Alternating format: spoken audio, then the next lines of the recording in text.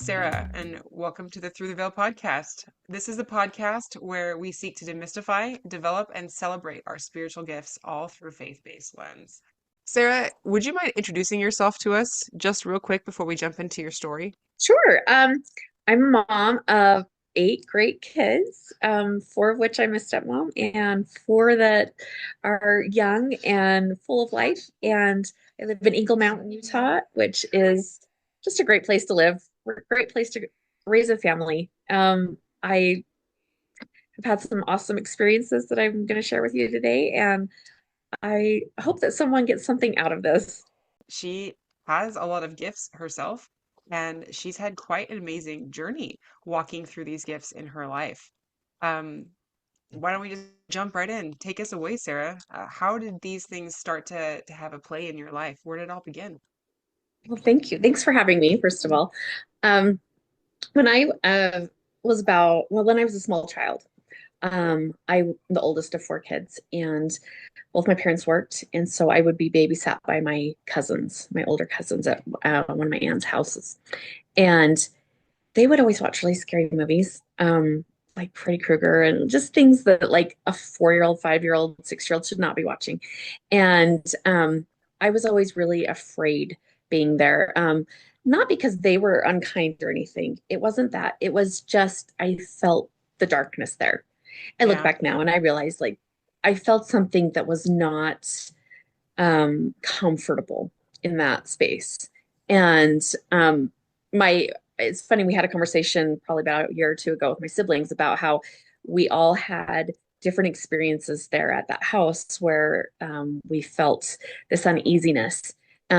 Nothing bad happened to us, but we did feel like this isn't a safe place for us. And my mom was like, I had no idea. Like she really didn't know that that was what we were experiencing as kids. And so looking back, like I think that's my first memory of feeling like something's weird, something doesn't feel right. Kind of hung on to that, just thought and knew that I didn't like how, scary things kind of made me feel and I would try to avoid those things on some level. I mean, as a kid, I still loved Halloween.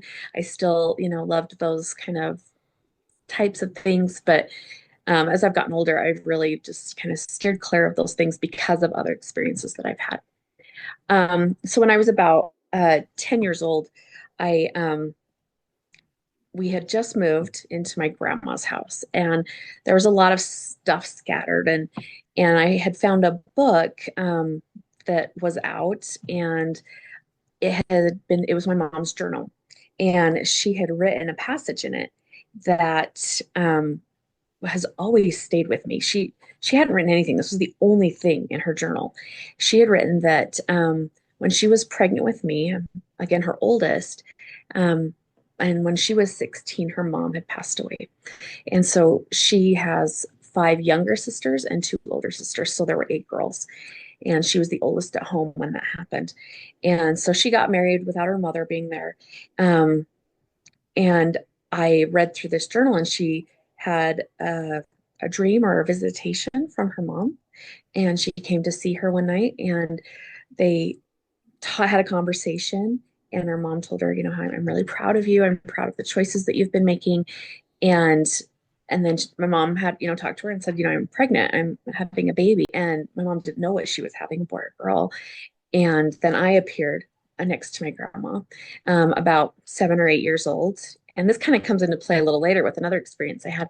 But my grandma said, yeah, I know she's right here with me. So I knew that that was really neat to learn as like a 10-year-old. Like I was with my grandma. Like my grandma was this like, exalted, wonderful human being that all of my cousins and siblings and all of us just cannot wait to meet Grandma Betty. Like she just sounds like the most amazing person in the world. And we all have felt on some level how she has influenced our lives. And I'm sorry, I wasn't going to cry. Anyway, um, so that was like a moment where I was like, wow, my mom really had this awesome experience. It's tender. And And that it's about you. Like, how special that you found that in a journal about and something that was about you that you don't have access to anymore. Like, you don't have that memory, but it happened and it was there. That's yeah, really cool. that just kind of made spirituality more real to me, and it made it more Yeah. interesting, and it made it more like accessible. Like, okay, maybe I can have not necessarily experiences like that, but like I need to find my own road, and Yeah. and so uh, as life went on, we moved around. When I was around 16, as most teenagers, I felt lost and, not, I don't know what to do with my life and all these things, and felt just really conflicted about my religious faith. Like, I just, like, it's not true. I don't know what to do. So, for context, I am LDS. I had that growing up, but we really didn't go to church when I was younger. At least I have no memory of it. And I know that there was a time when my parents were just not, we just weren't going. And I'm sure it was because there was little kids and they were working. It just, life was tough. Hectic. And so when I was about 16 or so, I just wanted answers to questions. And so I really prayed sincerely. Like, I really dug in, and it felt like months, like maybe 3 or 4 months, that I just really was sincerely seeking and praying and wanting to know, like, is this the path for me? Is this what I'm supposed to do? Am I going to get married? Am I going to have a family? As a 16-year-old, like, that really, really weighed heavy on me. Like, am I going to get married? Like, for some reason, deep down, like, I just didn't think that was going to happen for me. Um, and so I had this experience. I won't go into all the details of it, but I was home and I was listening to a song. And it was a new CD that my mom had just purchased. And so I was just kind of listening to it. And there was this one song that just stood out that kind of answered all those questions. And it was like someone was just not screaming at me, but just really letting me know, like, your answers are here. And I knew without any doubts that, that the scriptures are true, and that, we have a prophet, we have a Holy Ghost that guides us, we have family that loves us, and that I would have a family someday, that I would have these opportunities. And I just had this, amazing experience that to this day I would not deny it. Have you ever, I guess, do you ever like marvel at the simple ways at which that comes forward? Like it was a song. It wasn't like you were Right? in a moment of prayer in like a grove of trees where it was quiet and you could like hear the voice of God and on a mountaintop in the sunset. Yeah. It was like you're listening to a song. But Like yeah, how I was was that? doing homework. Like, yeah, it was just, doing a mundane thing. But yet the thought was like heavy on my mind because I remember, like, I'm not praying anymore. I'm done praying about this because it felt like it had been so long that, like, I'm not getting an answer. Like, I'm done. But I truly had poured my heart and soul into wanting to know, like, is this my path? And and when I was listening to the songs, I heard these words as clear as like someone speaking to me. And this is kind of where I kind of realized, like, I have this ability to hear. And the voice said, you know it's true, and you've always known it's true. Don't ever deny that you know it's true. And and then there's a part in this song, and maybe some of the listeners, maybe you guys will recognize it, but there's a part in the song where, like, the entire thing changes. The whole, like, flow of the song changes, and there's a stop. And then it says, "Did you hear me? I can feel you near me." That's the answer that I've been looking for. And it just was like, oh, okay. So that blew me away at 16. That's Like, just awesome. that was like, wow, okay. So that was just, God you know, speaking to you right then in that lyric. oh, totally. Yeah, it And totally was. I don't think it's surprising. I think music is so powerful and it can just like punch you in the nose in a good way when it needs to. Sometimes it just comes out of nowhere and grabs your heart and it speaks to you. It's just such a pure form of communication that where I feel like the spirit has spoken to me so many times when I've listened to music. And sometimes it's in the lyrics, sometimes it's just in the spirit that it brings. The melody is like very moving. I think music is such a portal for God to communicate his answers and his love to us. So I think that's so beautiful. I love it. So I love that. I love pointing that out with everyone. Like, you don't have to wait for big, earth-shattering moments to have an experience with God. It was this tiny thing, but you said it changed everything, right? It was so Oh pivotal yeah. in your life that you recall it to detail to this day. When I was about 22 years old, I was serving a mission for our church, and I didn't really have an understanding or a grasp of why Christ died. Why does the atonement matter? Like, why is this important? And how do I teach it? That was really the bottom line. Is like, how do I teach this? I don't understand it myself. And I think a lot of missionaries who go out to serve, um, anyone who really is studying the gospel kind of gets to that point where they like, okay, I don't really grasp this and I want to. I want to get it. And so I had been reading a book and I'd been really, again, doing a lot of prayer and study and really earnestly wanting to know how do I do this as a missionary without fully understanding. And I had these three dreams in a row. The first night, I dreamt that I was um, that 7, 8 year old girl standing next to my grandma. Like I knew that that was my age at that time. And I was wearing a little dress that had little pink flowers on it. And I still have that dress. And it just has been like an important little dress for me. Anyway, I was wearing this dress in the stream and I was walking on a wooded path and there was a humongous tree in the on the path that had fallen down. And there was no way I was getting over this tree. It was huge. And I um didn't know. I was like, I could feel like the anxiety of like, how am I going to get over this? Anyway, the savior came up to me and just picked me up and put me on the other side of this tree. And very simple but symbolic of this is baptism. Like I help you get past this hurdle of, just the life that we live, that as humans we're fallible and we sin and we make mistakes and have things happen to us that are hurtful. And this um, door that we can go through with baptism really helps um, clear up those things that we have endured and done, and helps us just be better by making covenants. And so that was just one little thing. The next night, I dreamt that I was sitting on this hill in Canada. I love Canada. My dad's from Canada. His whole family's from Canada. I went up there a couple years ago with like my entire family. And anyway, there's this one specific hill that's in Alberta, in a place called Waterton. I'm sure a lot of people have heard of it, near Glacier National Park, which is on the US side.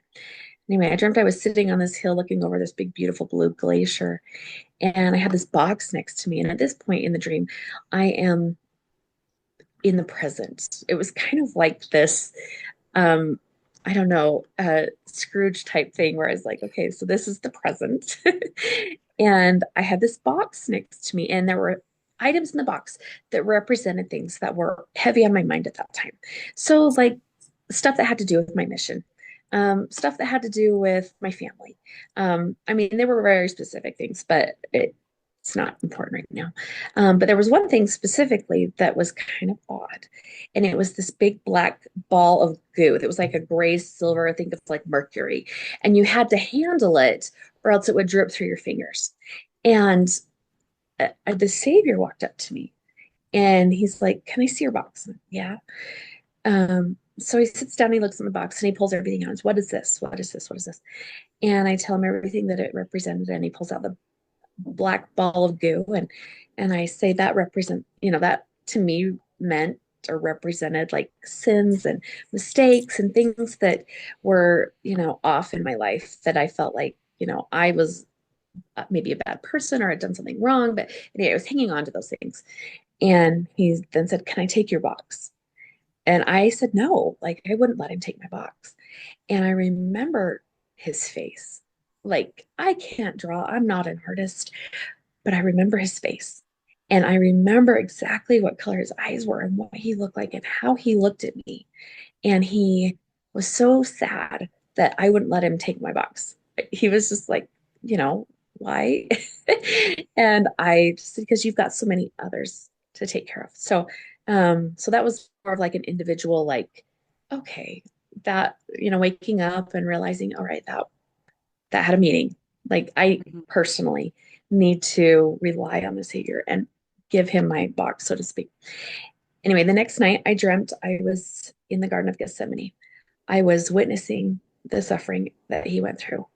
And then I witnessed as they abused him and beat him and nailed him to the cross. I was there watching all of it, and how incredibly painful that was, um, and how it just words cannot comprehend. I cannot comprehend it. Words can't describe it. There's never been a movie that has, or a video, or any depiction that has really shown what that truly felt like being there.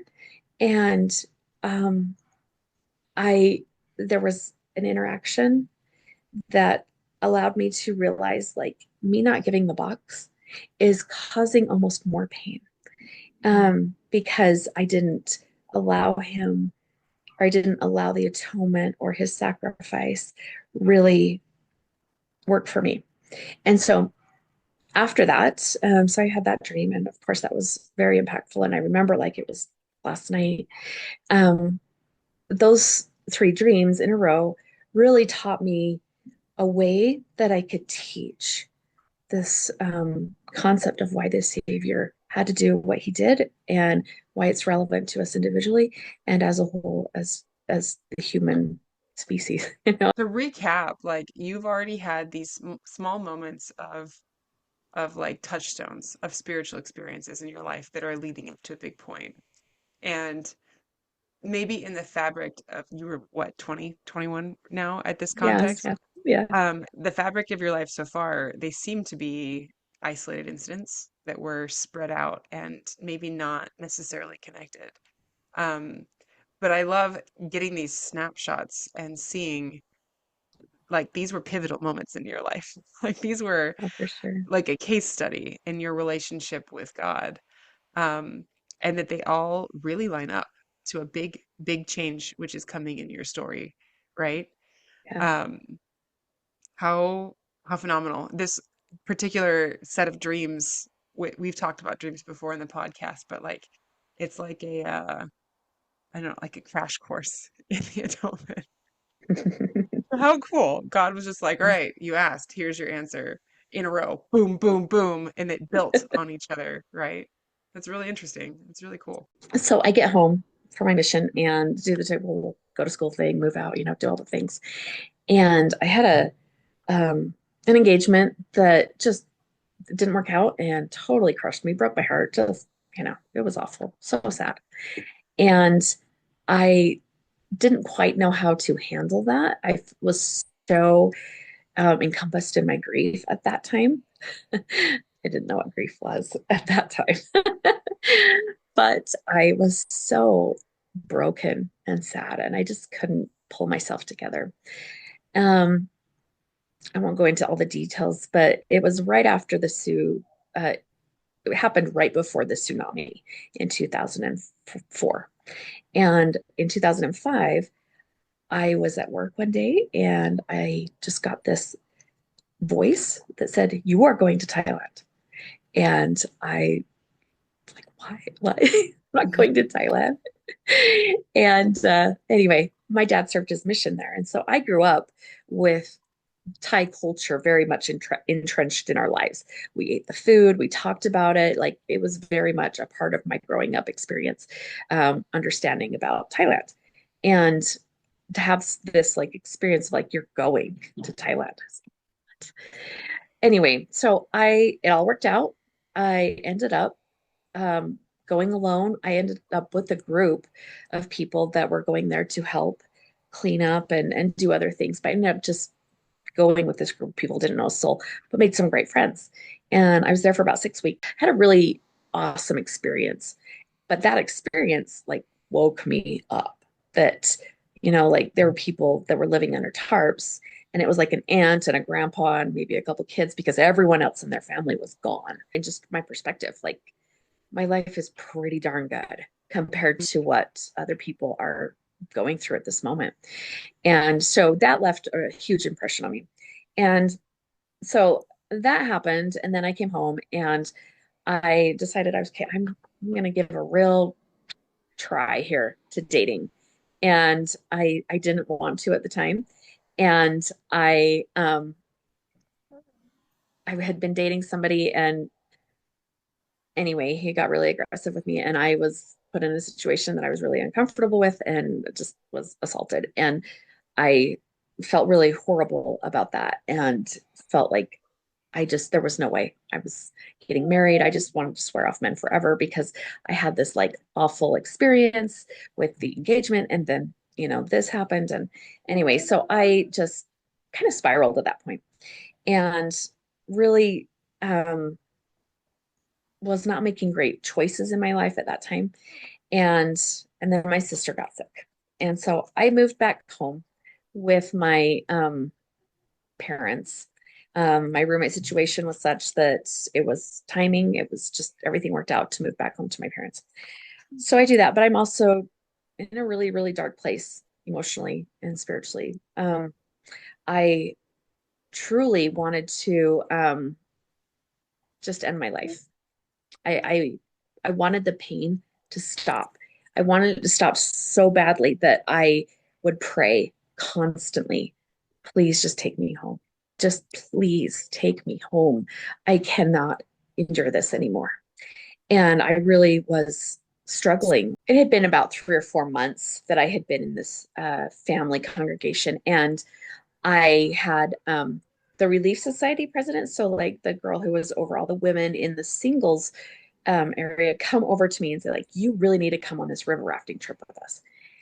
And I just, no, I really didn't want to. And I kind of thought it was odd that she was like, you need to come. And then the bishop of the family congregation pulled me into his office one day and he's like, you need to go to this river rafting trip. And so I had gotten it from a few different places, like not just those two. There were some others that were like, you really need to go. So I decided last minute, I'm going to go on this river rafting trip. I had run the river multiple times. So I was not afraid of the river. I swam on the swim team in high school. Like I felt like I was a strong swimmer and just running the river was just fun. You were And comfortable. oh, You I were was totally comfortable with the comfortable with it. process. Yeah. And I was assigned to the first boat to get in the water that day. And we were up there several weeks before like we had normally gone. So the spring runoff was way deeper. So it made the river very different. And we were the only ones there because it was really cold. It had been really rainy. And so it wasn't a popular time to go around the river. And so there was no one there as we're launching our boat. And, so we're there with, a handful of 18-year-olds and me and the bishop of the singles congregation. And we were uh, about to get in the river. And this guy just comes out of nowhere and comes up to us and says, you need to be really careful. About 6 bends down the river, there is a really bad rip tide. And so we're like, okay, well, we'll be careful. He's like, they're just know that there was a scoutmaster that died in it last week. So please, be cautious of this area. So we're really careful getting into the water because we're with a bunch of people that have never run the river. And then the bishop and I. So just the two of us really had experience And no doing river this. guides. It's just you guys going Oh, rogue. no. Yeah, Oh, we're just rogue, totally okay. I rogue. can see how this could go bad. There were river guides on other boats, like that kind of caught up to us at some point, but they were not there to help. They were not, they didn't intervene at all. Okay. So we get on the river and we hug that left side, we really just hugged it. And we thought, okay, we think we've passed this point that's, we've been cautioned about. And we go see some white water. It had been really You kind were of mellow up you to were that getting point. comfortable, in other Oh yeah, words. Like you thought you were past the dangerous point. You got that word of caution was in your mind, but you're like, all right, we're good. we're good. Yeah. So we we steered to the white water, and it was um it was that spot. So we went right for it. And as we went for it, the boat collapsed right in the middle. So it like did this V thing. And the bishop and I flew into the water. And it was this really, really bad riptide. And I got sucked under, and like my shoes got sucked off, my shorts were coming off, like, but that was the least of my worries. I was under the water, and I watched the boat above me. I remember that. And then I remember the thought, I am drowning. And then everything went white, completely white. And I felt this peace that is indescribable and just overwhelming love. And it's not like anything I've ever felt here. And I I used to work for the church. I worked in the temple as a custodian, but I had lots of time to be alone in the celestial room and in these places that we know in our faith tradition that are very peaceful and wonderful. But this was above and beyond that.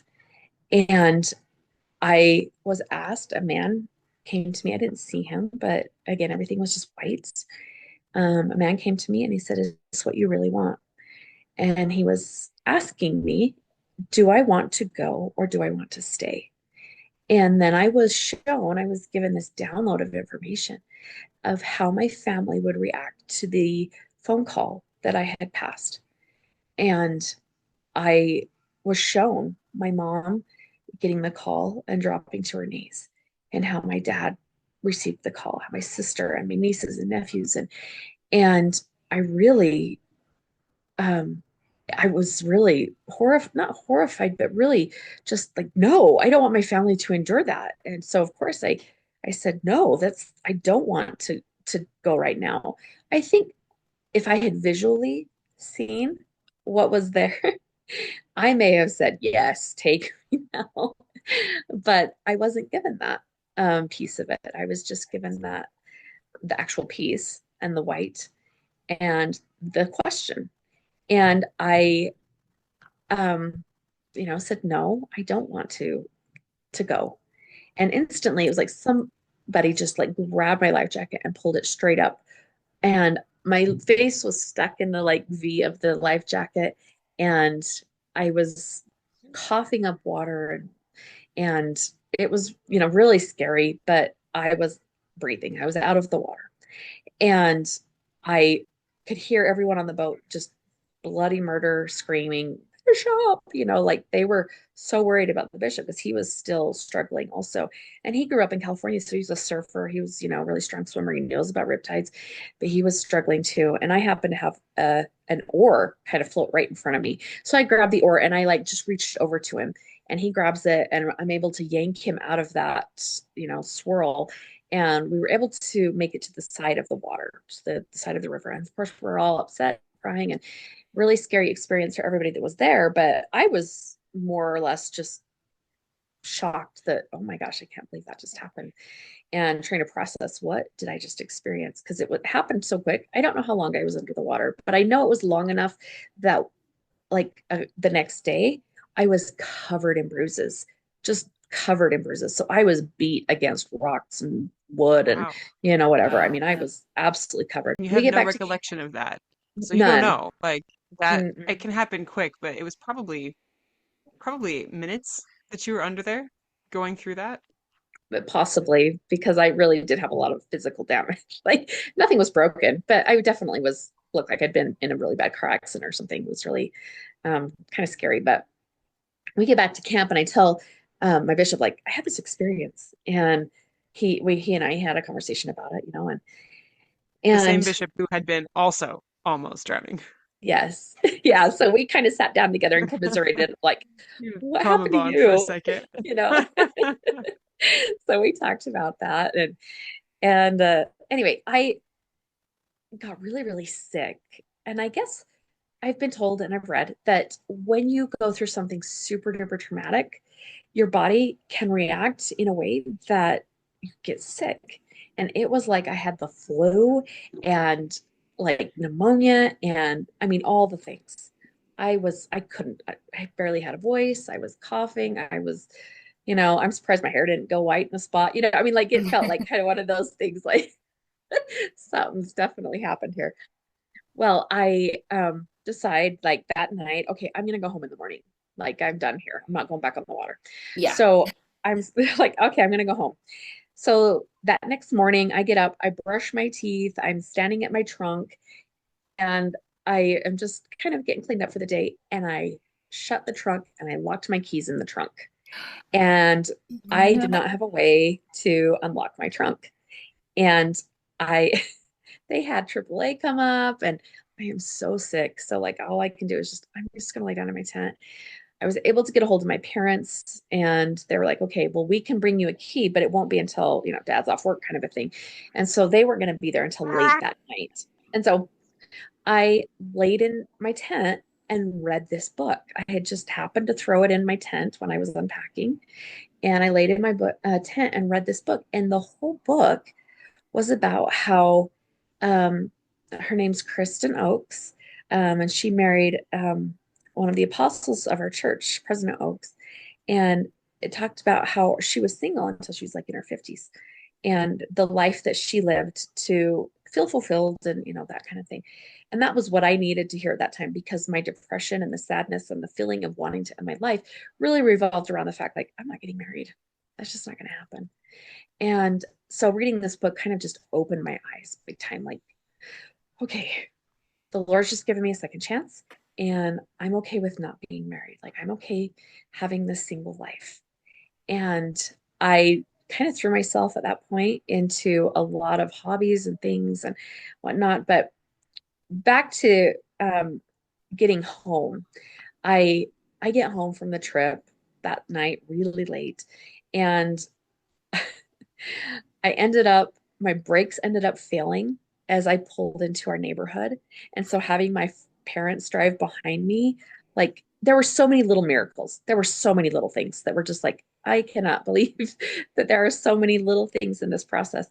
But as I get back, I decided to write a letter to the author of the book, Sister Oaks or Kristen. And I write her a letter and I tell her my experience and just thank her. And as I'm sitting at my desk, at work, I'd written this letter and I was sitting there holding the envelope, just like, okay, how do I get it to her? Because I worked for the church and I knew I couldn't take it to her husband. That was against the rules. And so I'm sitting there just holding it like, okay, Heavenly Father, now what do I do? And as I'm literally holding the letter, Elder Oaks walks up to my desk and says, hi, how are you? And I had never seen the upper leaders in the building that I was working at in like, the 6 years at that point that I had been working there. Gallon H Oaks is one of these per level in the top three of the structure of the church. There's the president, he has two advisors, and he's right there. So I mean, he is definitely, it would like being next to like senator or next to like The a vice president. The vice vice president, president, yeah. yeah, of our country. It's kind of a big deal. I was shocked to see him. No one else So he was just around. like walked into your office, He just like just walked walked right right up up for to you. me. Yeah. And he's like, I needed to talk to, this other, one of the managers. He was at lunch and he's like, I just felt like I needed to come over and talk to him. But really, he came to talk to me. And so I said, I just have something for your wife. And I gave him the letter. And I didn't go into detail about the experience or anything, but I just said, I have this for you to give to your wife. And she called me the next day and we talked several times. She would call and just see how I was doing. And it was like a switch flipped. Um, I was not on any medication. I just was happy. Like it really was a flip of the switch for me. So that sadness and depression, it just literally was gone. And it was like that for years. It just was gone, which was such a miracle because that was really the just please take this away. I don't want to feel this hurt anymore. And that was just the most amazing part of all of it was that I was healed. So fast forward, I am very interested in near death experiences at this point. And so for about 7 years, I am just studying and researching and really diving deep into spiritual experiences and like angels and the other side and how do they affect us, because I remember, like I know my grandma's close. I know that, these things are, there is another side. There is life after death. And I just was hungry to learn about it. And so I spent a lot of time just studying that and really trying to grasp how that would affect me. And so after that experience, it was kind of like the veil just opened a little bit. And I started having more experiences where I was hearing things and and I shouldn't say things. I was hearing people giving me directions and asking me to do things that um, sometimes felt like, oh, I can't do that. I remember one experience where I was sitting in a chiropractor's office and there was a guy in there in the waiting area, and he was just had his hands on his elbows on his knees, just looking down. And I just had the strongest feeling that this woman came to me. It was like, tell him Catherine's here. I don't remember the name, but tell him that I'm here. Tell him that I'm here. And I couldn't do it. And because I was like, she's going to think I'm crazy, or he's going to think I'm crazy. Anyway, I didn't do it. And I felt really dumb. Like, oh, I should have done that. And then I had another experience where in my congregation, there was a gal who was up giving, speaking at the pulpit. And I saw a little girl kind of by her. And I went up to her after the fact and I was like, do you know you were pregnant with a little girl? And she didn't even know she was pregnant. And so that was a little like, oops. Do I say it? Yeah. And she did end up having a little girl. We worked closely together. And so we were friends, and she was just like, how did you know that? I don't know. I just did. And so anyway, I had a few moments like that just were really awesome and let me know that like, okay, there's something to this. And so back when I was 16, I received a blessing that members of our church end up getting, sometimes when they're teenagers or older, just when you're ready and want to, a patriarchal blessing. And in that blessing, we are told if we live a certain way, then certain things can happen in our lives. And one of the things that I was told was that I had the gift of sensitivity. And at that time, I thought that meant I cry really easy, and I do. Like a sensitive But part. Yeah. yeah, Can mean that too, I guess. And maybe that's a blessing. yeah. Maybe it is. I don't know, but I was really quite the crybaby for still am, but it's gotten a little easier with having a family. But I got to a point where I was like, okay, I have done all these hobbies, I've done all these things that I just absolutely love. And I was really enjoying my life at that moment. Um, and I knew I wasn't it just like I had checked off the box of not getting married. That's just not a part of my life. And but in the same time, in this blessing, I had been told I would have sons and daughters born to me on this earth. And so here I am, like 37 years old. I'm like, it's not happening. And I decided I was going to be exactly obedient, meaning I was going to do everything I could to cut out the junk in my life. Stop watching shows or listening to music or watching movies or reading, not that I was reading smut or anything, but just really focus on being more intentional. Bringing more light And into your life. oh, Raising absolutely. Just that raising my vibration. vibration. Yeah, Hmm. like that was really just my focus. And I had set all these goals, but at the same time that I was doing this was like, okay, I'm going to get completely out of debt. I'm going to get a year supply of food storage. I'm going to get, enough money for a down payment on a house. Like I just really had all these pretty big, goals that I had. I had a date set. Okay, this is the day. This is the day I'm going to have it all done. And I had set that date, and on that day, I got a message from a guy, and I was from a single site that I had been on for 15 years. And I hadn't paid for a long time. I had paid maybe, a month here, a month there, whatever, when I was, trying. But when you're not paying, you're on the bottom of that bucket. You're not going to be the first profile they see.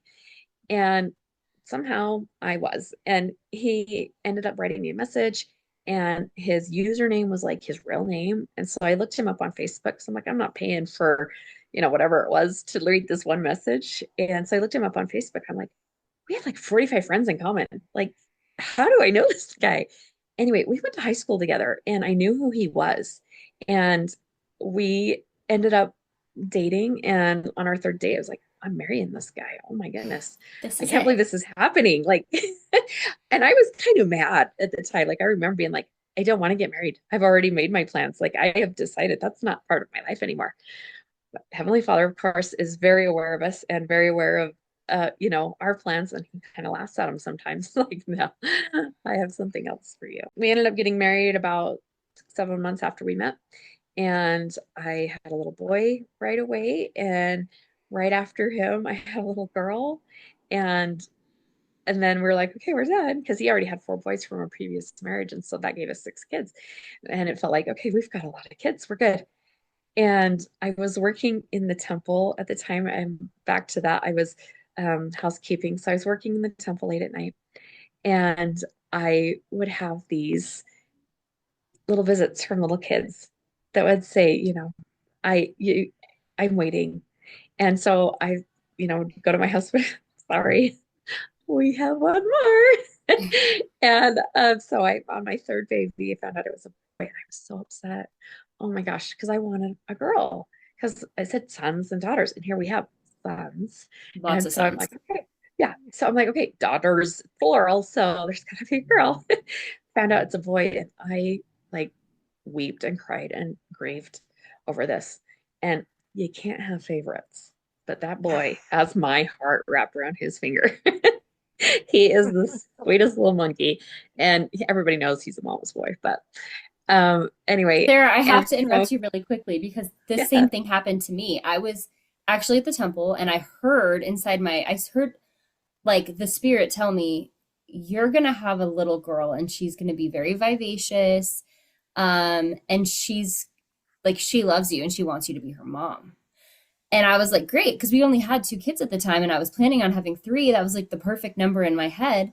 So when we ended up getting pregnant within the next year or so, I wasn't going to find out what the baby was because I didn't need to know. I already knew it was going to be a girl because God had right, told me when, this, my last kid was a girl. I already knew it. My husband wanted to find out what the baby was. So there was some conflict there because we decided we would just call the baby a she. And then he started calling the baby it. And I was like, why can't you just stick with the program? And it's like, he couldn't say she. And I like, he can't, he's the worst liar. And so we eventually, it was causing too many problems. So I just said, okay, give me a gender reveal. So he made me a cake and it was blue. Okay. So that meant I was having a boy and I had to literally sit down for 20 minutes. I was like, I couldn't stand. I was just in shock. I was like, this means that we're having another kid. We're going to have four yeah, for me to get that girl.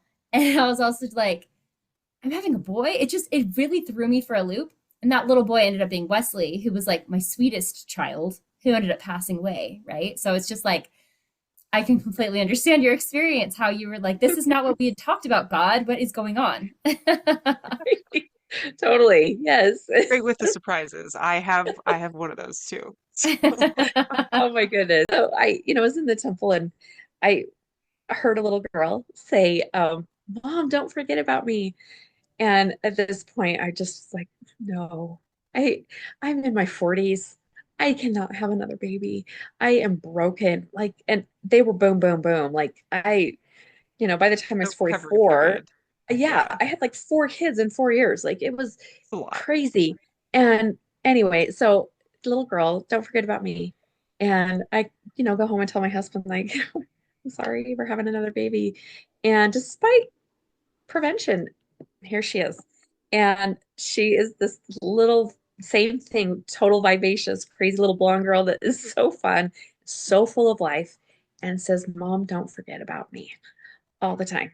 And just like the confirmation that like, yeah, that's her. Like she's here, she made it, she's part of our family. And just such a sweet tender mercy to have that experience that